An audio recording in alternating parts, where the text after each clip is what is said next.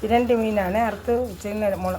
എല്ലാം പുരട്ടി വെച്ചിരിക്കുകയാണ്. മുളക് പൊടി, മഞ്ഞൾപ്പൊടി, കുരുമുളക് പൊടി, കുറച്ച് മസാലപ്പൊടി ഇതും കൂടി ഇത് വറുക്കാൻ വേണ്ടിയാണ് ഇത് എടുത്ത് വെച്ചിരിക്കുന്നത്. തിരണ്ടി വറുക്കണതാണ് തിരണ്ടി മീൻ. അത് കഷ്ണങ്ങളാക്കി അതിൻ്റെ ചേർക്കാനുള്ളതെല്ലാം ചേർത്ത് വെച്ച് ഞാൻ വറുത്തിട്ട് കാണിച്ചു തരാം.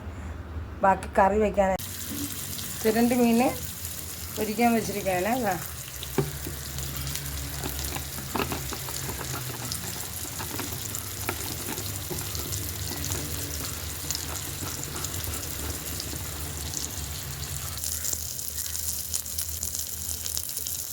ഞങ്ങൾ തിരണ്ടി വറുത്ത് കഴിഞ്ഞ് കേട്ടാ.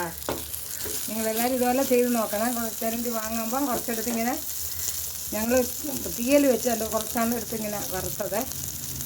എല്ലാവർക്കും ഇഷ്ടപ്പെട്ടെങ്കിൽ ലൈക്ക് ചെയ്യണം, ഷെയർ ചെയ്യണം.